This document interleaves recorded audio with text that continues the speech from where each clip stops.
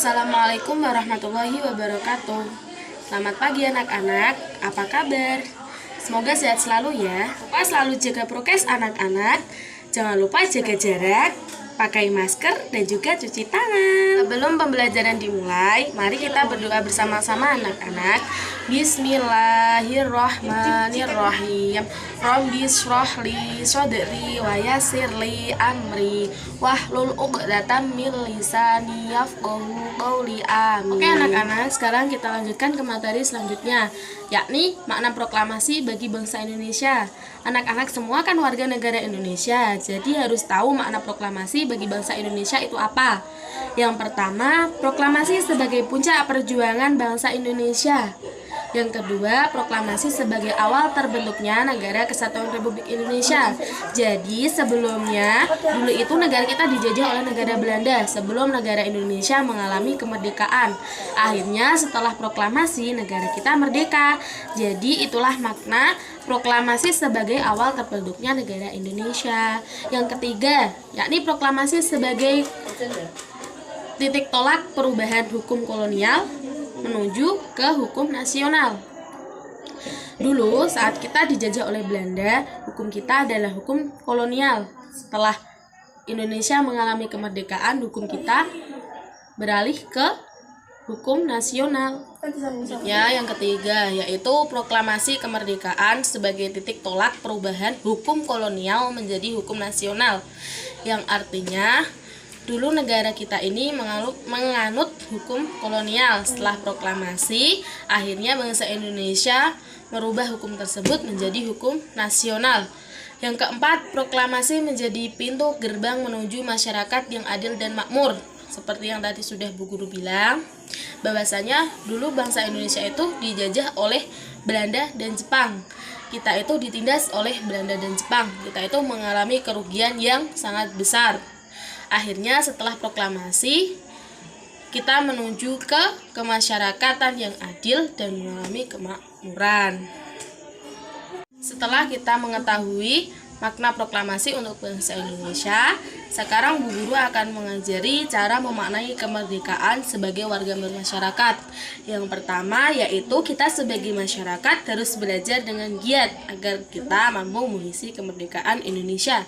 Yang kedua yaitu mengikuti berbagai perlombaan, baik perlombaan di sekolah, di tingkat kecamatan, di tingkat nasional maupun di tingkat internasional. Yang ketiga, menjaga persatuan dan kesatuan dengan tidak melakukan perbuatan yang dapat merugikan masyarakat ataupun merugikan pemerintah.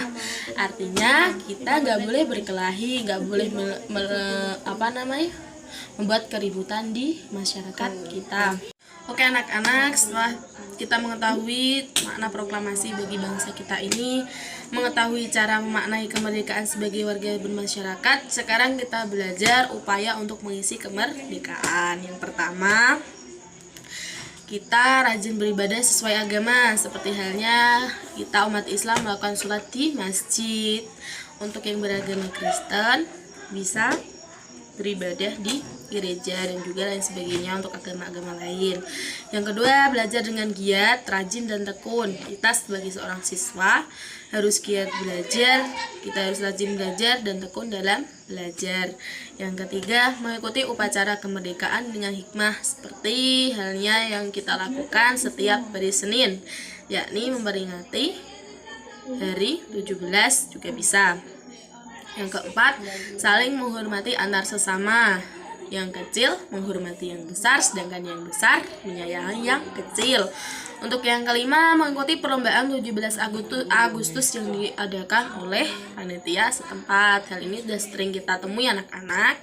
Seperti halnya di sekolah kita, apabila ada 17 Agustus, kita melakukan perlombaan-perlombaan seperti lomba kelereng, lomba memasukkan pensil, atau lomba makan kerupuk, dan lain sebagainya. Itu adalah bentuk kita mengisi kemerdekaan sebagai seorang siswa. Selanjutnya yaitu kita ikut berpartisipasi aktif dalam kegiatan yang ada di masyarakat, seperti halnya kita mengikuti kegiatan Karang Taruna nantinya setelah kita cukup usia. Oke anak-anak, sebelum pembelajaran kita akhiri, Bu Guru akan memberikan tugas yang dikumpulkan minggu depan, yakni menyebutkan perilaku positif di masyarakat yang merupakan wujud makna proklamasi kemerdekaan dalam kehidupan sehari-hari. Cukup sekian materi dari Bu Guru, kurang lebihnya mohon maaf, semoga sehat selalu, semoga corona cepat selesai agar kita dapat bertatap muka secara langsung. Assalamualaikum warahmatullahi wabarakatuh. Selamat pagi anak-anak. Selamat belajar.